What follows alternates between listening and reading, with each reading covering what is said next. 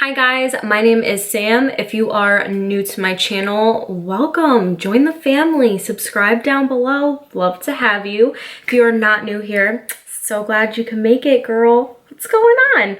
So as I'm sure you can tell from the title, this is going to be how I take notes slash study. I feel like both go hand in hand, so I can't exactly talk about how I study if I don't first explain how I take notes.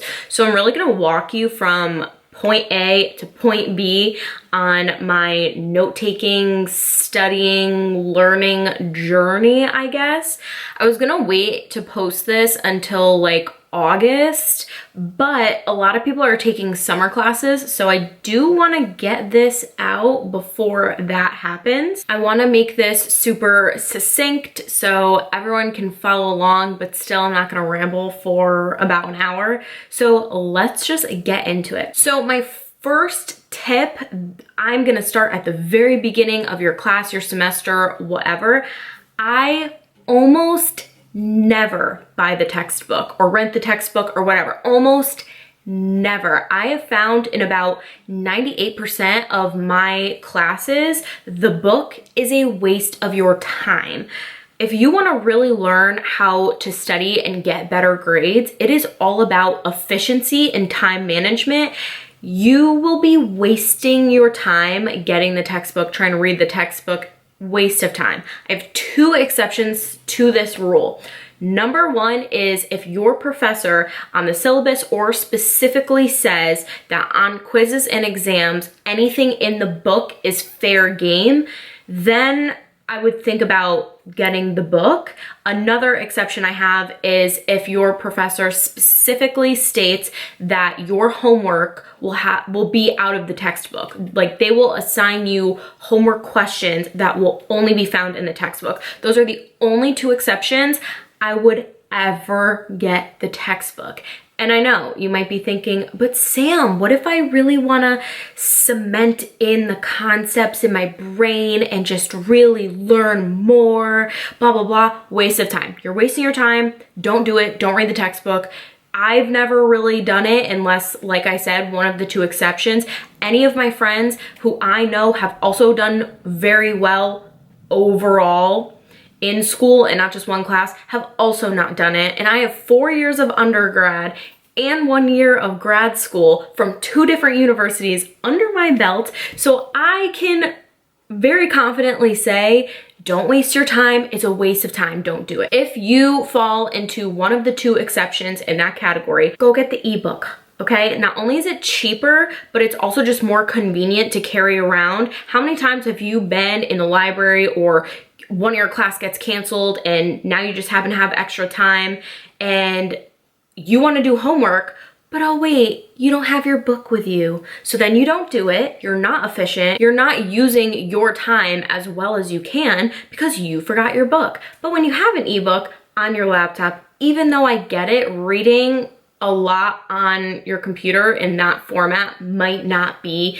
the easiest thing, spring for the ebook. It's cheaper, you can highlight in it, you can print pages out if you need to, you can copy and paste super easily, you can control F and you can find things anywhere in the textbook that you need. That's where we're gonna begin. So now we have moved on to in your lecture, you need to start taking notes.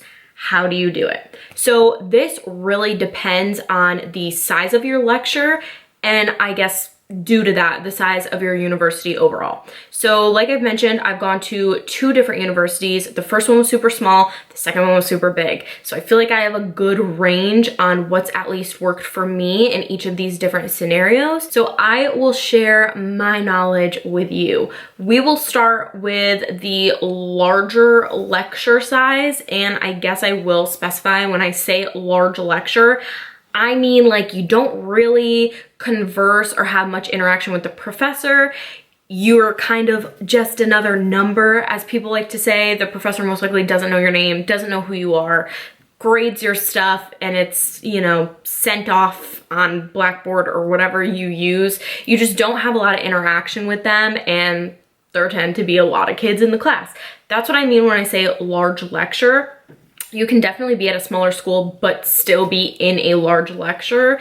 If it's, you know, a 100 or a 1000 level class and it's just super basic, they might just pile all of you in there. So in this case, when I am sitting in my large lecture, what I like to do is I like to take notes on my laptop. I usually take them in Google Docs.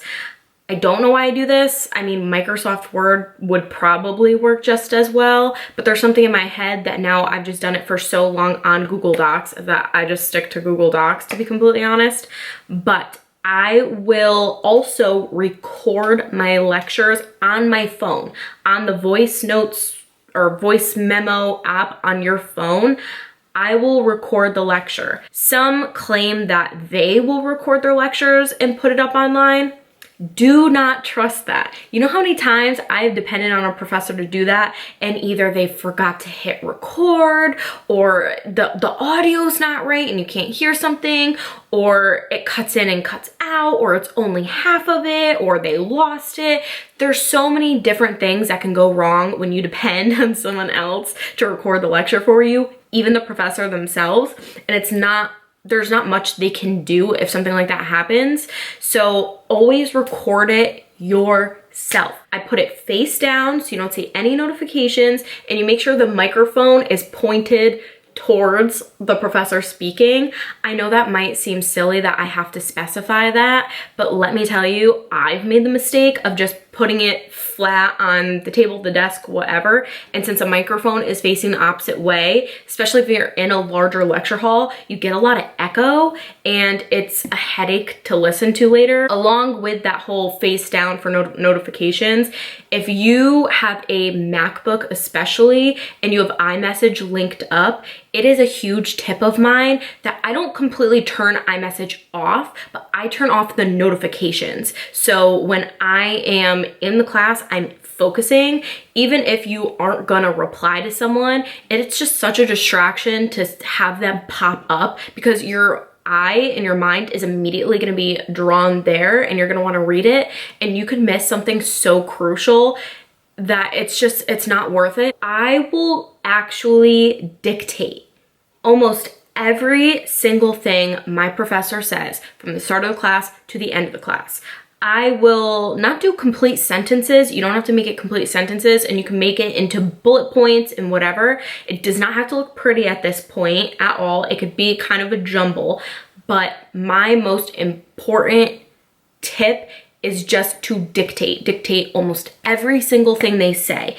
If they say something twice, or, you know, just more than once, if they say this could show up on an exam, this might be on your test, you might be tested on this is important, any of those key phrases that professors might say to really clue you in on the fact that you're going to be tested on this, that is when I will bold something. So at the end of class, you should have a recording of them, and in your notes, even if it's like 12 pages long, you should have basically like a screenplay, like a dictation of everything they said, their entire script of the whole lecture. It should be in your notes. So then what I do after is we are going to re-listen and condense. So I will go to the library or anywhere where you can really focus and zone out and get your work done.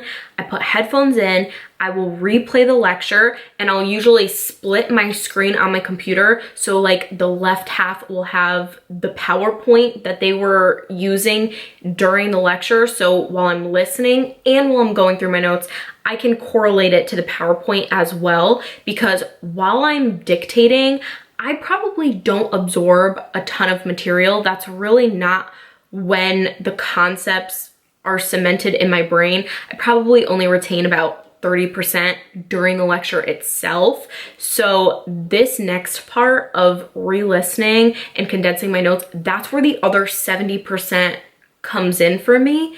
So I will sit down, put in earphones, play that recording, and I will sit there going through the PowerPoints and going through my notes. This is when I will really start to condense the notes or the dictation I took into more concise bullet points and topics, because I'm now understanding how everything is put together, if that makes sense. And again, I will still keep the bolded things bold. I can condense them, but I will still keep them bold. So this kind of doesn't work if you can't use a laptop for whatever reason. Sometimes older professors are just really against that, or they just think you're gonna be scrolling through Instagram or shopping online, which definitely I've seen a lot. So I mean, they're not wrong, but it is kind of a disservice to other people who wouldn't do that. So I would just supplement the laptop with a notebook, and I would still try to dictate everything you can, and I would still record the lecture.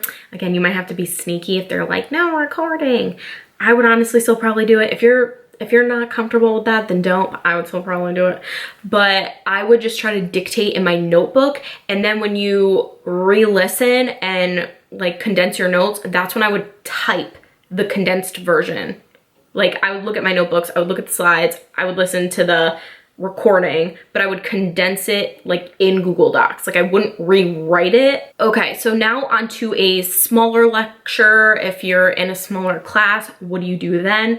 In these situations, I tend to not use my laptop. You definitely can if you feel comfortable with that, but I don't know what it is. There's just something about like smaller lectures that make me feel a little more self-conscious. I think it's just because I feel like you can hear me typing. I'll still have my laptop open, but I'll usually have them open on the slides that the professor is going through, and I will handwrite my notes. I also just got an iPad Pro, which you've seen a million times, people taking notes in either, I have GoodNotes 5, I think, but there's another one, I think it's Notability. Look into both of them, see which ones you like. I don't have any tips for taking notes on the iPad yet because I literally just got this maybe a few weeks ago and haven't had class yet. So I'm not quite sure if I'm gonna like this or not for note taking, but I will keep you guys updated. And if you do really like taking notes on your iPad, then in smaller lectures, that's where I would utilize that. I tend to not record smaller lectures either, since it is a more intimate setting and it is smaller. This is where I'll take advantage of asking a ton of questions. Even if you think it's a stupid question, even if it's super small, or even if they've kind of gone over it 5 times and you're still really not getting it, I will take advantage of the fact that this is a smaller class and I can have that communication with my professor. If you're more shy and you don't really want to raise your hand, what I would do is write out your question or just put a star next to something they've gone over that you don't understand. And usually professors will kind of stick around for like 5-10 minutes after everyone leaves. So I would ask them the questions then. If you're still too shy for that, I would again star concepts or write down questions, and then I would either go to their office hours or email them the questions. And then when I take these notes, it's very different, and I don't know why it's different. It's just how my head works. But instead of dictating what the professor is saying in my notebook, I will actually really just write the PowerPoint in my notes, like basically write everything that's on the PowerPoint and then write down anything they have said that's not on the PowerPoint. And if they're going really fast, that's why I like to have my PowerPoint open on my computer, because I'll prioritize what they say that's not on the PowerPoint first. And then when there's like a little bit of time, I could look back at that slide and just quickly jot down what's on the PowerPoint and then what they said about it, if that makes any sense. So then after these small lectures, what I'll do, go back to your library, go back to your Zen place, whatever you need, somewhere quiet, and then I will pull up the PowerPoint again, go through my notes, try to condense my notes. Like I said, write anything that you missed because they were going too fast, and this is where I will type them. So this is where I will have my notebook in front of me, I'll have the slides on one half of my screen again, and then the Google Docs on the other half of the screen, or Microsoft Word, whatever you want to use. And this is where I will go through my notes, I will go through the PowerPoint, and I will type the condensed version of both of those. Here we are. We have not bought the textbook, hopefully, because you don't need it. Trust me on this one. You have taken notes, you have retaken notes kind of in condensed. So now an exam is coming up or a quiz. A quiz is kind of like just go over your notes a couple times and take the quiz. I don't really do anything too crazy for that, to be completely honest, because it's only a quiz. But for an exam, here we go. This is where the good stuff gets real good, okay? This is where I spill the tea on all my study secrets. A lot of people have trouble studying or just absolutely dread studying because they don't really know how to study, and it almost seems like an open-ended thing. You don't know when you've studied enough. You don't know when you really know the material. So you just kind of give up or you overstudy. That is definitely a thing. So what I like to do is I will actually plan out the week before the exam. So for this example, let's just say our exam is on a Friday. So I will start making a list of the things I need to do leading up to the exam on Friday. I will usually start studying for a week. If you have a lot you need to get through, then I would start a week and a half in advance. Let's say that on Friday we have our exam. Let's work backwards to see how much time you're gonna need for this. So Friday, it doesn't really matter what time your exam is. If it's at night, study all day Friday. If it's in the afternoon, study all morning Friday. If it's in the morning, you're gonna have to set that alarm to like, I don't know, 6 a.m. If it's at like 8 or 9, I would set it to like 5:30 or 6 and really study that morning. Thursday is again a study day where you should have all of your stuff, all of your materials already sorted out. Thursday is a study day. I would also highly advise that you have set times that you are gonna study. So you definitely need to take a break. You need to chill out because you're probably gonna be super stressed. So I would say, okay, I wanna study for 6 hours, 5 hours, whatever you want to study for on Thursday. And so I would say, okay, I'll wake up at 8:30, get a little breakfast in me, maybe go to the library, and I'll study from 9 to 12. And then at 12, I'll take another little break. Maybe I'll go home, I'll nap, and then I'll come back out at 3. And then I'll study from 3 to 6. Have set times because it's easier to study when you know there is an end to it, if that makes sense. If you just sit down at 9 a.m. and you're just like, guys, I'm gonna study today, you get very sidetracked because you feel like you've been there forever. You feel like you're going over the same things over and over and over again. And then 9 times out of 10, you just give up and you throw in the towel and you're like, I'm going out or I'm going home. I can't do this anymore. I don't care anymore. I'm just gonna wing it. That's when you start saying those things to yourself. Give yourself the break you need. Listen to your body, listen to your brain. It's not saying, oh, I'm burnt out for no reason. It's telling you, girl, you could sit here and you could read over the material 5 times. I'm not gonna retain anything. So what are we doing here? Give your body the break you need, because if you don't and you keep trying to push through, like I said, that's where the mindset of like, I'm just gonna wing it on Friday, I don't care anymore. That's when that starts coming up. Tuesday, Wednesday is where I would highly suggest practice problems, practice exams, whatever. Sometimes your teacher is extremely nice enough and you're lucky enough where they will upload stuff. They will upload their own practice exam. They will upload their own practice questions. If your professor is not uploading those things, there are so many different websites that will have practice exams and practice questions for you to fill out. So I would definitely print even those out, whatever you have to do, but hopefully your professor will be nice enough and they will post them online. So what you're going to do to fill out these practice questions is you are going to print out the notes. You're going to go to Google Doc, Microsoft Word, whatever you're using, and you're going to print out, of course, only the notes you need for this exam. So you're going to have your printed out notes in front of you, and then you're going to have your practice questions. I suggest having them online so you could type, but if you really want to write them, you can. And I would take Tuesday and Wednesday to really go through these.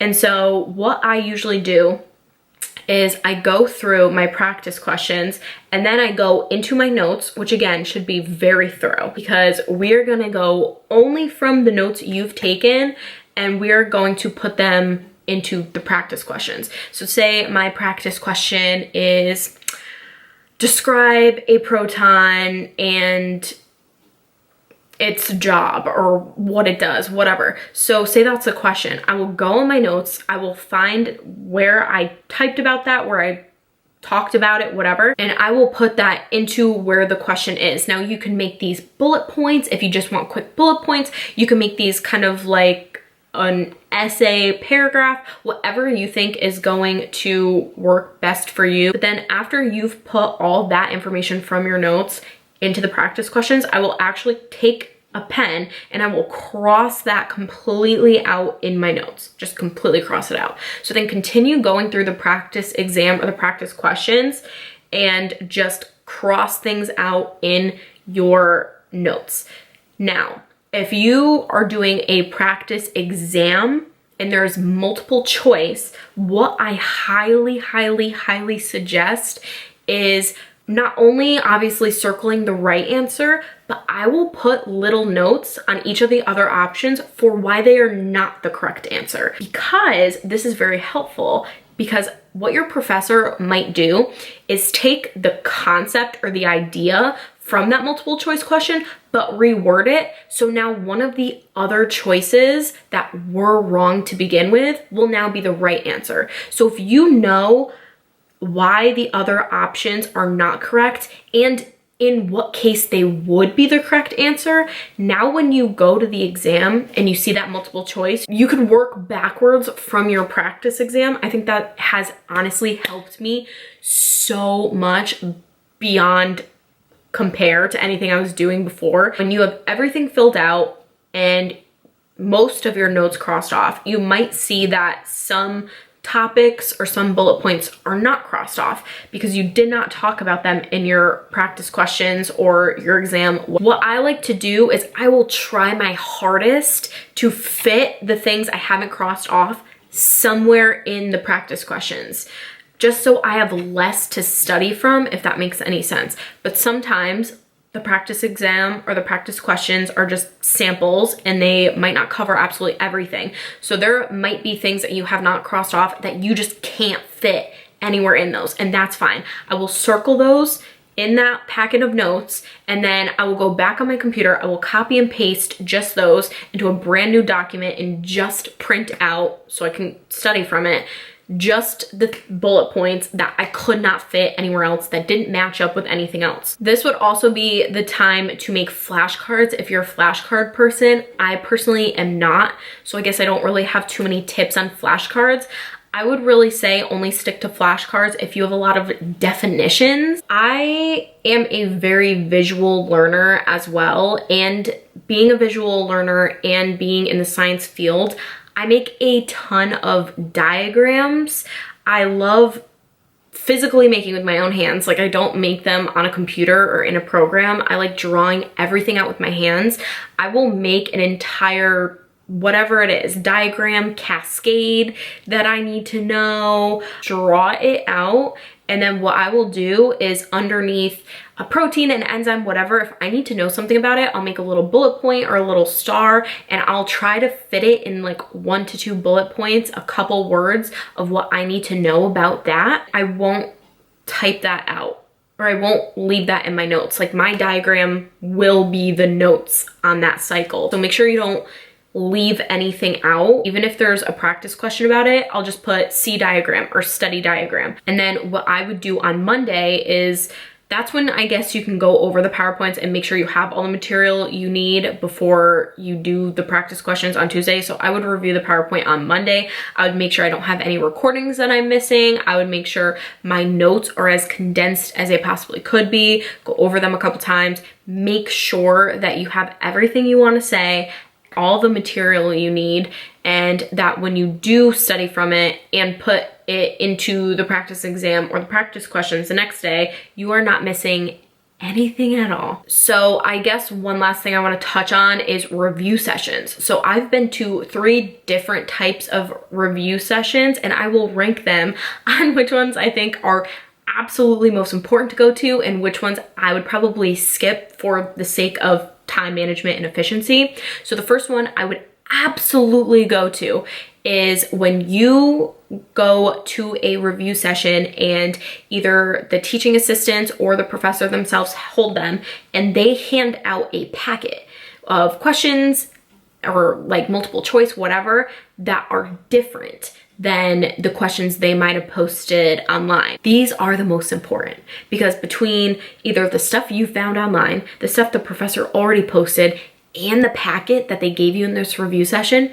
you most likely have the exam between the three of these already. The second type that I've been to that you can go to or you cannot, it really depends on how confident you are in the material, are the review sessions where the professor will just go over something that they've uploaded. So they'll just go over their practice exam, they'll just go over their practice questions, they'll just really kind of run through it with you. These you can go or you cannot. If you're super confident and you know you have everything from the PowerPoint, you have everything that they've said because you've pretty much dictated it and you've condensed it, you have all your stuff, I would personally skip it. I wouldn't go. I think that is just not super efficient and you'd just be going to go for the sake of being there and you're really not gonna get anything out of it. If you still have questions, if you're still super unclear about something, if one of or multiple of the practice questions you're just really unsure about, then absolutely I would go. The third kind that I would probably completely avoid at all costs are the ones where your professor will just show up and just say, ask me questions. I'm only gonna answer questions you ask. They don't bring anything with them. They just wanna sit there and wait for someone to say something. These I've found have been a complete waste of my time because especially if I don't have any questions, that I'm kind of sitting there hoping that maybe someone asks something that I haven't thought about before. It doesn't really make sense. Completely not worth it. I would skip out on those altogether unless you are just really still confused and you have a bunch of questions. Then it's like, okay, go to them. But I feel like if you're that confused that you would need to go to them, then you haven't been following my steps from before, where you ask a bunch of questions or you go to their office hours or email them. So if you listen to what I said before, you really shouldn't have to go to any of those. I would skip it. Time management, be more efficient, cut them out. So I think that's pretty much how I would set up, I guess, my week before my exam. Definitely do a little every day, plan it out. I would do it the week before.